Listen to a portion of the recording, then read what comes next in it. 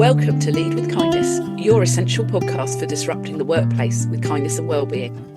I'm Helen Rimmer, and I'm armed with 20 years of leadership experience and a passion for positive psychology. I'm here to offer practical tips and share inspiring stories to revolutionise leadership. Ready to challenge the norm? Let's dive in and transform our workplaces together. It's time to make a difference. Let's get started. Today, we have a very special guest who is at the forefront of trauma-informed leadership, Fiona Bicket. Fiona is not only an expert in her field, but also a pioneer in integrating trauma awareness into leadership and organisational practices. I had the privilege of being part of the first cohort of her groundbreaking Wayfinders Group programme, an experience that has profoundly shaped my understanding and approach to leadership. Fiona, it's an absolute pleasure to have you with us today. Yeah, so nice to be here. Thanks for having me on. Thank you. So could you start by explaining what trauma-informed leadership is and why it's important in today's workplaces? Oh, Helen, that's such a big question. I feel like I could chat for an I hour know. just answering that question. Um, Maybe it would be helpful to start a little bit with sort of defining what trauma is, then talking about trauma-informed practice, and then talking about that in the Yeah, context of leadership. So let's kind of tease these things that apart. would be brilliant. So I think the word trauma gets bandied around a lot, particularly over the last few years. It's become sort of part of more common vernacular. And, you hear people like going to movies and coming out and being like, oh, I'm so traumatized. I'm like, well, were you though?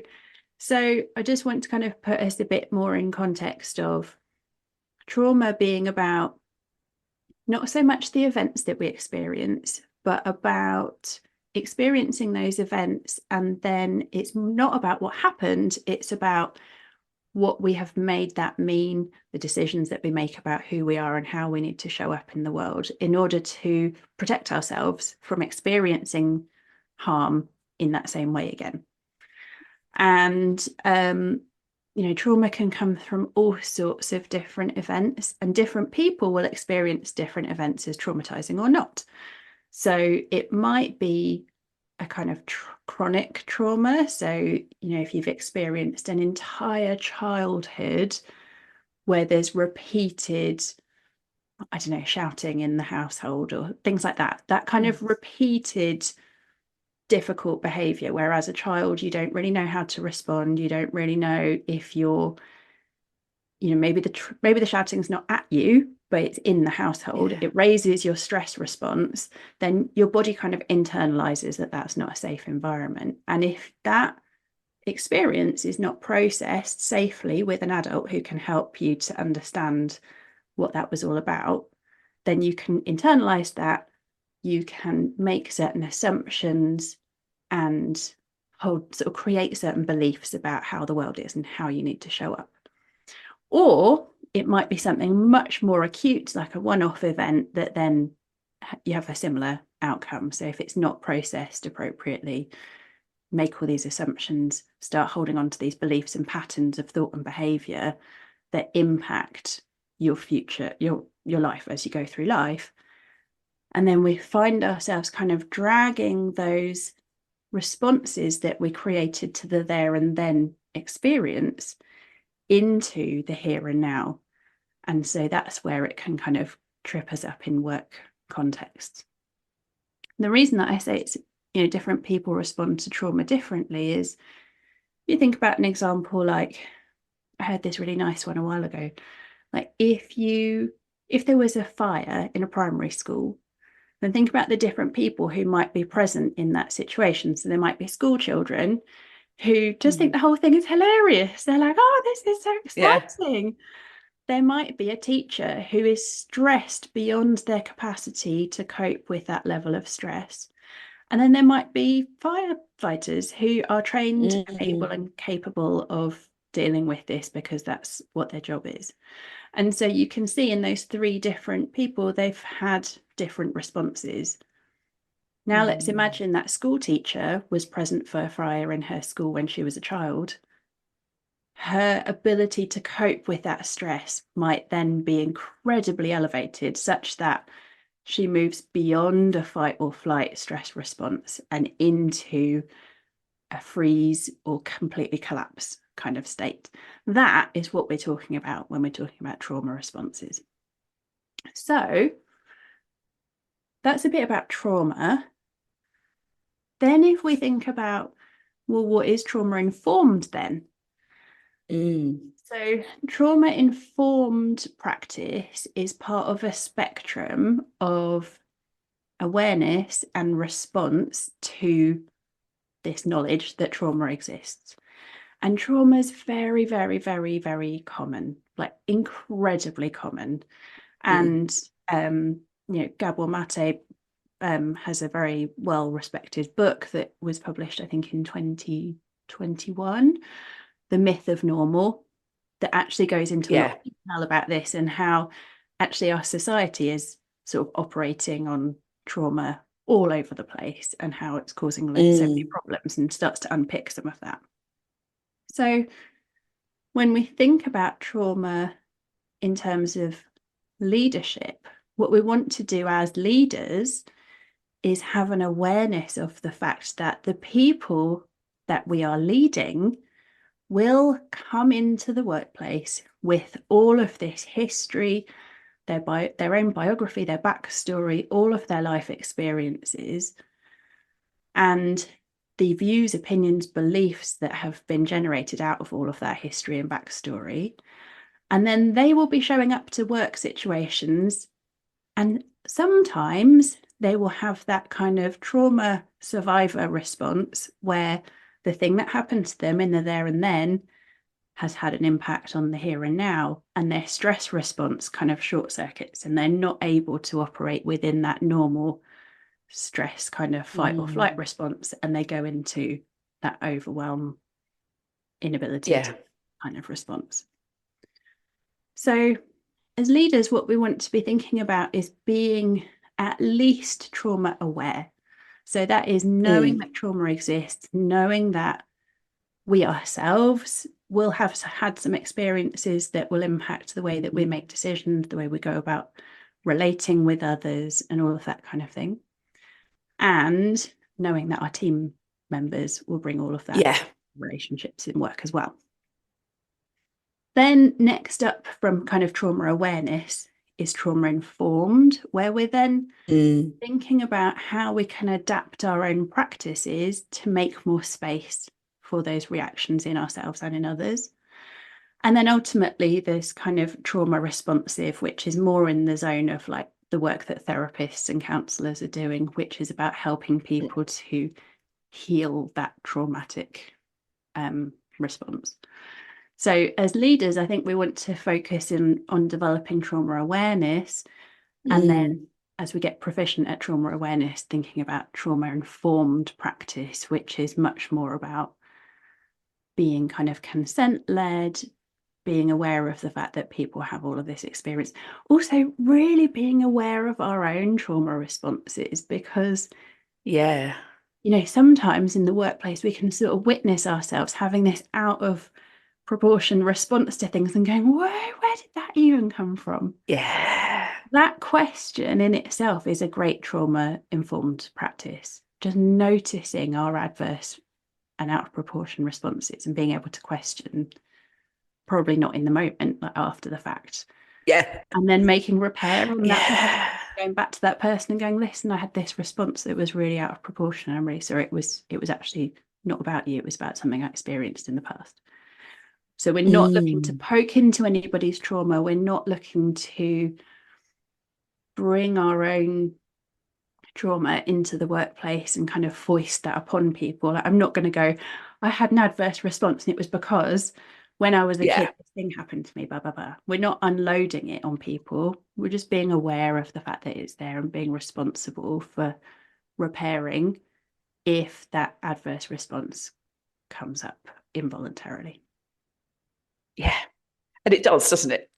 There you go. That's my long answer. That was brilliant. I really like the school teacher fire thing, because that is so true, isn't it? That, and I think going back to your, we might overreact to something and then go, that's because, and it can be all sorts of things that trigger us as well. Definitely. Very good. Thank you for sharing that. So, moving on to your own journey, Mm. what led you to explore trauma-informed practices, particularly within leadership and organisational contexts? Um, I suppose in the same way as most people, that's probably a complicated and long story. Yeah. The kind of potted history, though, is I feel like when I was at school, like when I was kind of school age, then I was always the one that people would come to be like, oh, so and so's not being nice to me. I don't know what to do. You know, they would sort of always Yeah. unburden themselves on me, and I would be the one that would hold all Mm. of that. And so from a really early age, that piqued my interest in like, well, what's going on here? Why does this happen? Why are people so afraid of conflict and confrontation and how they, Mm. respond to those situations? Then fast forward a little bit, I studied sociology at university and I was like, yeah, this is good. It's maybe not quite the thing that I was hoping for. Then when I was quite early in my career, I thought, I was sort of quite established in my job and I thought actually I'd quite like to do a qualification. So I started a counselling and psychotherapy degree and went, this is good, but still probably not quite the thing for me. And then life took a twist and turn. So I stopped that after a year. Then had the next kind of 10 years of career and just kept witnessing these patterns of people sort of relating to each other badly and sort of tensions in the workplace and people being avoidant and like people going through change and having a really adverse experience with change and Mm. uncertainty and just being like, what is this all about? And obviously reflecting on my own experiences in going through all those things. Mm. Then became a coach, loved it. And then thought, do you know what? Actually, a lot of basic coach training or sort of introductory coach training is like, and then you help the client identify their limiting beliefs and help them move through that. But there's not a whole lot that's really about, well, where do those limiting beliefs come from? And how do you go through that process of helping people to kind of replace them with more healthy or helpful beliefs? Then a very dear and respected colleague of mine signed up to a program called the Self Belief Coaching Academy. Mm. She was like, this program's amazing. You have to check it out. So I read it, and it was all about how self doubt is formed and how actually it's our response to these kind of patterns and behaviors that we've established that we kind of drag from our past that are no longer serving us, Mm. and how to then help our clients to release some of that, the hold of those behaviors, gain some more awareness, and then actually the nuts and bolts of how to develop those new beliefs. And so that's kind of where my trauma informed practice Mm. comes from, is from doing a much deeper dive into that. And then subsequent to that program, kind of applying it in things like I'm also a workplace mediator and just going, do you know what? Actually, this approach to mediation that's kind of based on like the legal model of people in suits being like, right, well, let's get in a room and lock the door and you'll just thrash it out, which takes no account of the individual's backstory or history, the power dynamics between those individuals, Mm. um, the kind of what is it that they're bringing into the room with them that actually has nothing to do with this Mm. conflict. So I've really enjoyed kind of going, well, how can we take this trauma-informed approach and apply it to some of those other contexts, and thinking about how to help leaders and managers to lead and manage from that healthy adult part of themselves. Because even if you have Mm. the most intense survivor kind of trauma responses, there is still a part of you that is your healthy adult self and really knows what to Yeah. do. So now that's what my work is all about, is helping people to lead and manage from that healthy adult self and to be able to develop the tools that they need to be able Mm. to kind of find that place in themselves and then lead from there so that they are having the best possible chance at having great leadership and great management skills and happy teams and just getting on and everybody being able to do their jobs and not worry too much Yeah. about things. What I really like is, as you said about the avoidance and things like that, is it really chimes with the work I do in that kindness space, that people are like, yeah, no, we want to be kind. And you're like, but you need to deal with some of this stuff, Yeah. you know. So it all links up to, because to be kind, you have to not avoid the issues. And it's a big problem. We see it, both of us see it all the time, don't we? And Yeah. so I really like that, like insight into why some behaviours happen. So yeah, thank you very much for sharing. So regarding the core principles of trauma-informed leadership, how do they differ from traditional leadership models? Well, I don't know about you, but I think of traditional leadership models as quite sort of like control and command and sort of carrot and stick and, well, I'm Yeah. a leader and I told you so, so just get on and do it. Don't question me. Thanks very much. And if you do question me, there will be consequences. So trauma-informed leadership then is kind of the opposite of that, really. Not Yeah. to say that it's, as you referenced earlier, it's not about being weak. It's not about being flimsy around sort of boundaries and No. quite the opposite, actually. It's about Mm. being very, very clear and respectful in how you're dealing with people. It's about bringing that awareness of the fact that people are whole people. And particularly, I think it's really important now for us to not assume that we know too much about other people. Like, I think there are lots of assumptions that come Yes. into the workplace, like Yeah. either through past experiences where it's like we've kind of stereotyped or labeled people as like, well, you're just one of those type of people. So we want to steer clear of that. And being aware of the fact that trauma is much more common at the intersections of different sort of identity groups and marginalized identity experiences, and thinking about some of those bigger contexts that we're all operating in, and having all come through COVID and the collective experience of that, and then the various wars and economic circumstances and political circumstances. Like, there's the real macro stuff that as leaders we need to bear in mind the impact of those things on the people who are reporting to us. And like I said, not making too many assumptions that we know what impact Yeah. it has on the people that we're leading, and then being able to make space for people's reactions in the moment so that we can kind of work through those reactions together, which might include, actually, we need to just call a timeout right now, because if you've witnessed somebody's stress response going into complete overdrive, they are not going to be able to interact with you as like the sort of rational human being that that they normally are. And so having the respect and sort of creating some dignity for that person and being able to say, do you know what, let's have a timeout, take 30 minutes for your nervous system to come back to normal, and then we can reconvene and have a talk about, like, what is it that created that response for you, and how do we avoid that in future, or how do we give you the support that you need to be able to move through.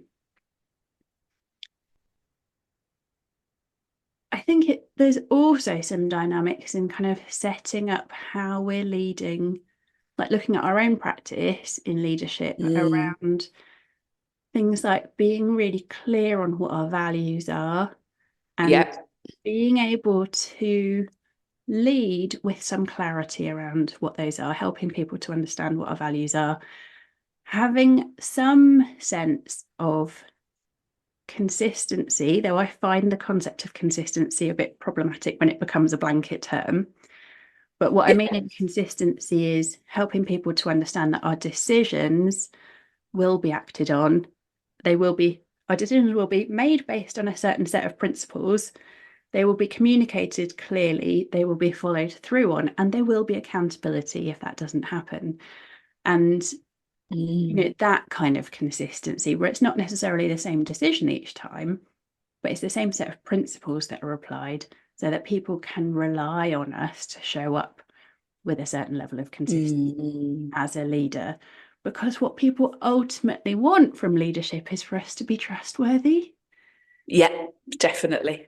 They want us, as Yeah. you know, to be kind and brave and trustworthy, and so that they can show up to work every day, feel like Yeah. they know what they're going to get.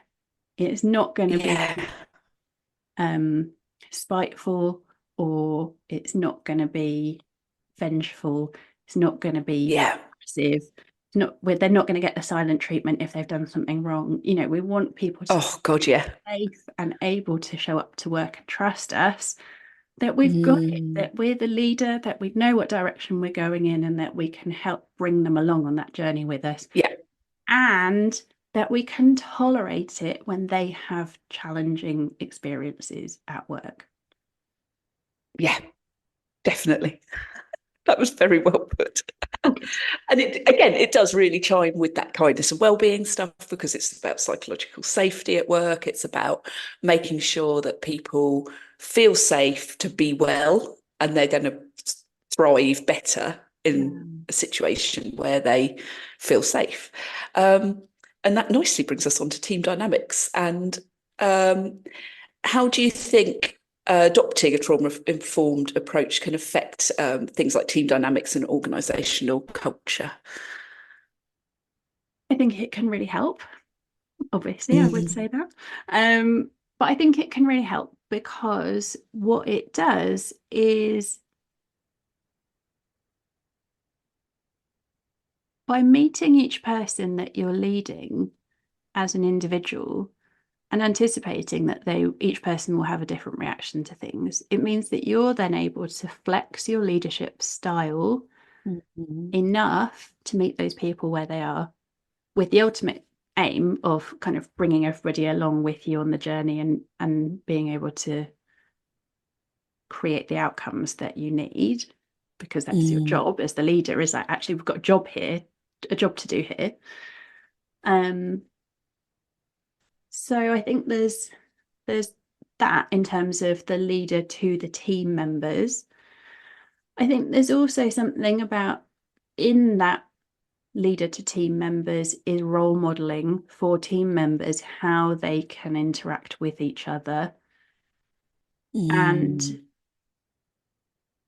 being able to demonstrate for them how to show up to work from their healthy adult self, and how to do some of those things that are really critical to good team dynamics, like creating really Mm. solid agreements with each other about what you will do and when and why it needs to be done and what support and escalation is available.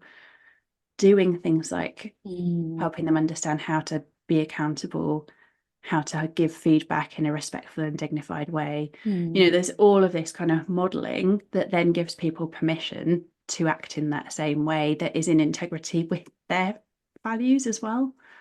Mm. Um, and then I think it can't help it, like, of course, it then makes for a better team environment because people are Yeah. showing up with their most healthy, able, resourced adult self so that they can Yeah. just show up and do a good job and not Yeah. be caught up in those kind of cyclonic worries or fears, and kind of, some of those things that really get in the way of us being able to do a good job and Mm. interacting with each other well.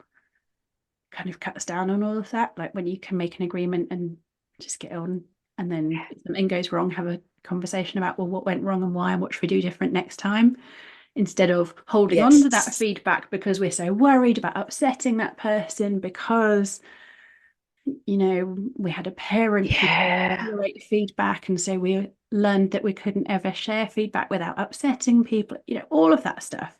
Oh, So yeah. by being a really solid leader in that way and being really sturdy and robust in our leadership, we can model to our team members whatever it was that you saw before, what you learned before from the media, from your family experiences, from previous education or employment experiences. This is how things are in this team when I am the leader. And I think that is so powerful for team dynamics. Oh, that's brilliant. It really is, definitely. So implementing these practices is key. Can you suggest some practical strategies leaders can employ to become more trauma informed in their leadership?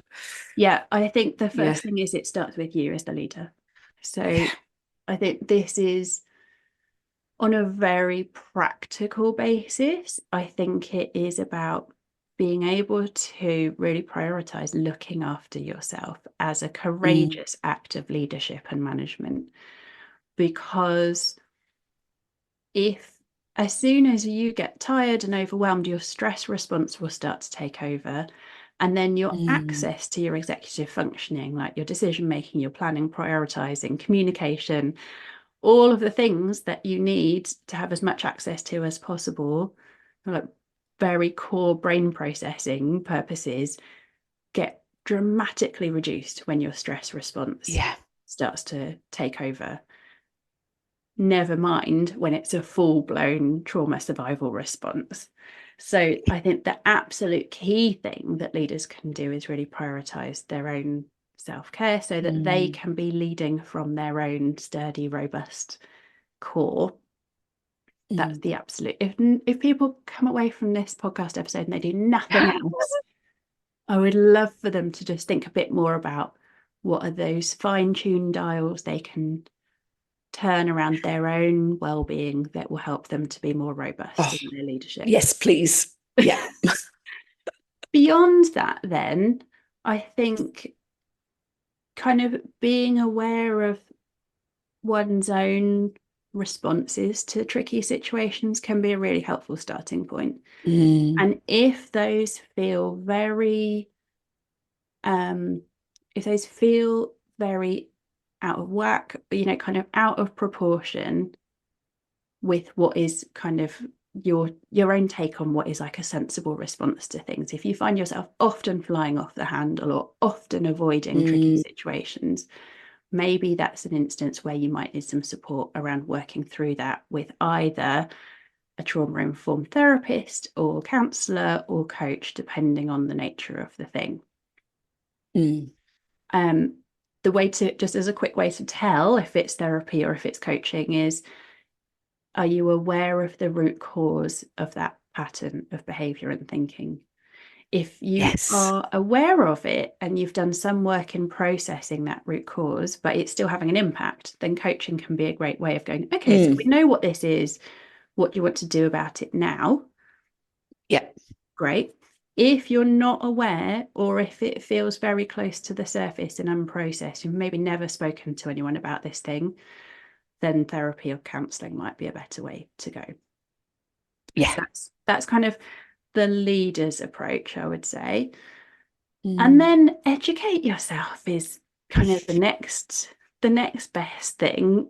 Like there are loads of great, really accessible books and podcasts out there. So I really rate Katie Kurtz has a great podcast called A Trauma Informed Future, where she dives so deep into all of this kind of stuff in a lot of detail, but in a really accessible and easy to listen to way. It's chunked up nicely into different episodes, and she talks all about the history of trauma-informed approaches and how it came through like a medical lens.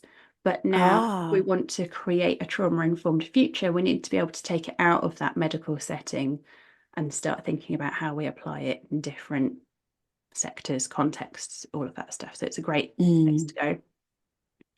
And then there are some books, like I mentioned, The Myth of Normal by Gabor Mate is again a really good and accessible read. It's quite a deep dive again.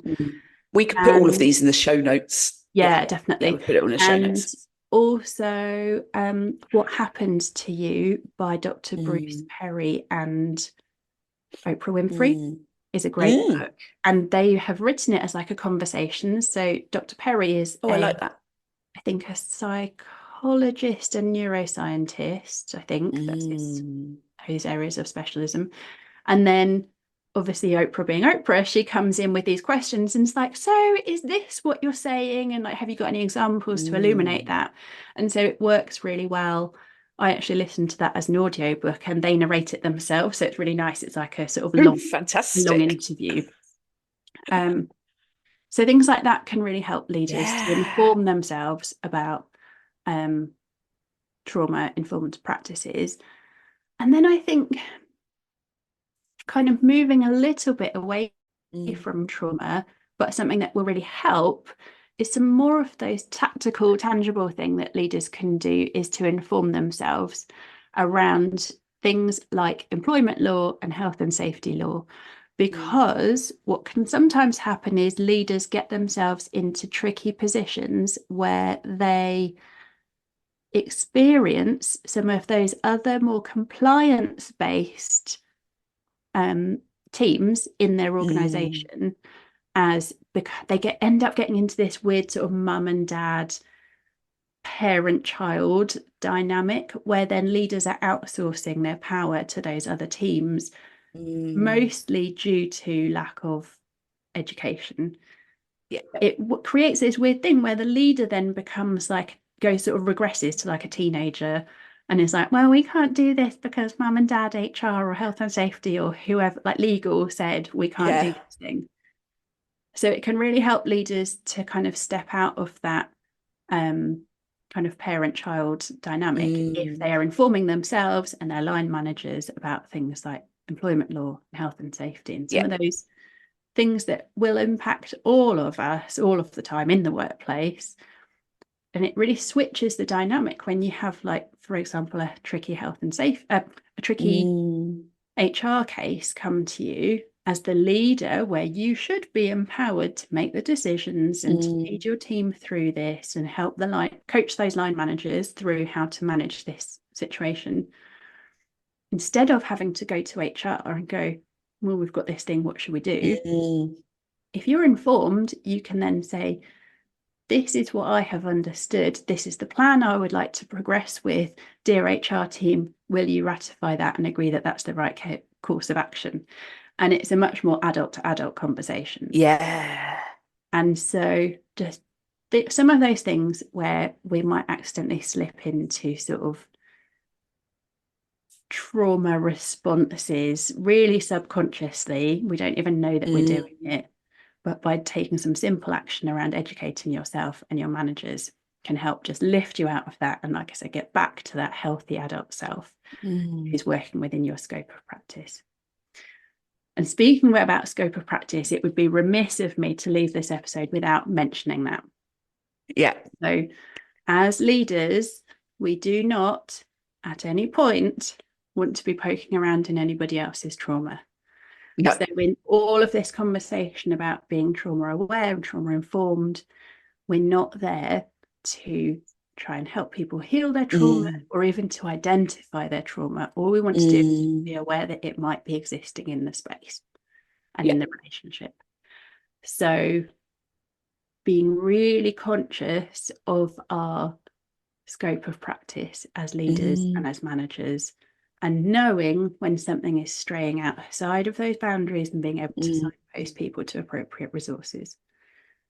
Is so critical for the leader to be able to look after themselves in applying these kind of practices and knowing, actually, this is maybe straying over to outside of my scope to hold empathy and compassion for my response to whatever it is that you're telling me, into actually you need a trained professional who can hold that space in a boundaried and appropriate way, which might be a therapist or whatever, directing people to their employee assistance programs if they exist, GPs if they exist, private support if that's financially available, you know, those things. But just as a leader, being able to protect your own kind of about like holding your boundaries about what you can and cannot support.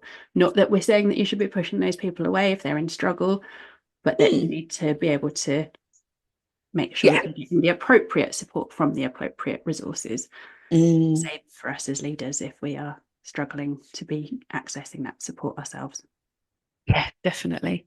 And I suppose that's part of the training, isn't it, almost, that organisations need to do, is that all managers have easily accessible sort of ways of pointing people in the right directions for Yeah, EAP and things like that. yeah, and I think lots Yeah. of lots of employers are really investing in Yeah. like EAP programs, and also in mental health first aid and things like that. So I think it is on the rise. Pardon me. And I think leaders need to remember that there's no shame for themselves in accessing those types of support if Oh they yeah, need, definitely. because a lot of what leaders will need to be dealing with is the most tricky cases. It's, taking a group of disgruntled people through restructures. It will be, making strategic choices that are unpopular, lots of things that open us up to really typical survivor Yeah. responses around shame and fear and all of that kind of stuff, like opening ourselves up to lots of judgment, risk of rejection, all of that kind of stuff. Yeah. So being really, really robust in looking after ourselves is absolutely key. Definitely. So when we think, often our organisations want us to measure success, how can leaders and organisations measure the success of implementing trauma-informed practices? That is an It's a excellent tricky, isn't question. it? It's a tricky one. Yeah. I mean, I think there are probably some kind of, I think this is one of those things where it will be long-term measures of success. I don't think, because it needs to be a practice, it's not we have implemented trauma-informed approaches and that's the end of the story. It's not like that. Yeah. This is about day by day choices that we're making and how we're leading our people, ourselves and our people. And so I think long term, we'll see it in things like hopefully the reduction in work-related stress, stress-based absence from work. We'll see it in the amount of conflict in our teams going down. We should see it in like the effectiveness of our teams should go up. Actually, if everyone's just happy and showing up and doing a nice job, great. Probably we'll see that actually productivity is improved. Yeah. I think we'll also probably see some less tangible signs. So things like a really common sign of kind of work-based trauma responses is people who chronically overwork because they're addicted to the validation they get from work. Yeah. And actually, when we see that sort of behavior shifting, that's a really great sign of a really healthy workplace. And so it's things like that that are not necessarily very tangibly measurable, but actually are more in the experiential side of team behavior. Yeah. So people might be listening to this and thinking, I'd like to embark on this even as a personal journey, even if my organisation isn't invested yet in it. Yeah. How would you suggest people can start to explore it? And I mean, we've obviously talked about the resources, but what else? Yeah, so I think engaging with those resources, I think if they really are serious about it, then one of the best ports of call to start with is actually sort of like having some counselling and therapy for yourself as a leader is one of the best places to start, because being aware of your own stuff first can really help kind of untangle some of your own reactions and responses. And then also it dramatically increases your ability to have empathy with other people's experiences when you've kind of come through some of that healing journey for yourself. So I think that's the first thing. And then look out for some good quality training is the other thing. And I say good quality because I think, like I said right at the top of the episode, like there are loads of people talking about trauma these days. So look out for, people who are very clear in talking about their own credentials as a trauma trainer, making sure that their website is clear about like what qualifies them to be talking about this. And I think sometimes it will kind of come down to like feel. You can Yeah. tell, can't you, when you read a supplier's website, if it feels robust and grounded and not like just loads of waffle. Basically, because we want we want any experience that we have of trauma-informed training for the program itself to have trauma-informed principles employed within it so that you can experience it real time as well as learning the theory in the background. Yeah. So making sure that any training that people are going on is really well grounded. Very good. Yeah, definitely. And it's the same with a lot of different areas within that wider well-being space and organisations. Is so many people just say, I've had a lived experience, therefore, but actually, yeah, check out credentials for anything people are looking for.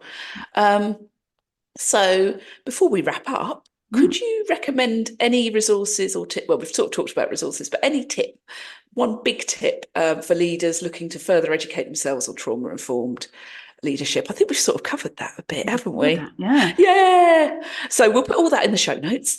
So looking towards, what trends do you foresee in trauma-informed leadership, and how can leaders stay ahead of fostering a supportive and resilient workplace culture? I think there'll be more of it. I think, I think the use of the term trauma, as I said, is more common these days. And I think there is an awareness and a desire but from leaders to sort of go, well, what actually is this, and how do we do it, and is it appropriate for me and my context and my situation? Yeah. So I think my first thing to say is yes. I can't think of a single situational context where it would not be a good idea to approaching a trauma-informed way of doing it. I do think people who are thinking about embarking on that journey for themselves really need to think about doing their own work in terms of tackling their own kind of trauma responses and history.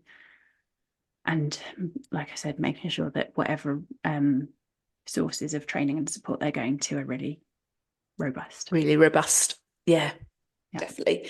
And talking of robust, where can people find you? I'm mostly hang out on LinkedIn. That's the main place that people can find me. I work fairly exclusively at the moment with higher education professionals. It's the only thing I will say. So I'm happy to work with people from other sectors, but my programs and work are specifically focused at supporting people in higher education. And a lot of the people that I've mentioned today, like Katie Kurtz, is also on LinkedIn and on Instagram, places like that. So there are loads of great channels out there to be following. Brilliant. Thank you so much. So Fiona, it's been an absolute pleasure to have you on the show. Your insights into trauma-informed leadership are not only enlightening, but essential for creating a kind workplace we all aspire to be part of. So thank you for sharing your wisdom and experiences with us. You're very welcome. It's been a joy. Thank you for joining us on Lead with Kindness. I hope today's episode has inspired you and equipped you with practical insights to bring more kindness and well-being into your leadership journey. Remember, the transformation towards a kinder workplace starts with us, and every small step counts. If you enjoyed this episode, please subscribe, share it with fellow leaders, and leave us a review. Your feedback helps us grow and reach more people committed to positive change. I'm Helen Rimmer, and it's been a pleasure to be part of your leadership journey today. Until next time, keep leading with kindness and fostering well-being in all that you do. Goodbye and take care.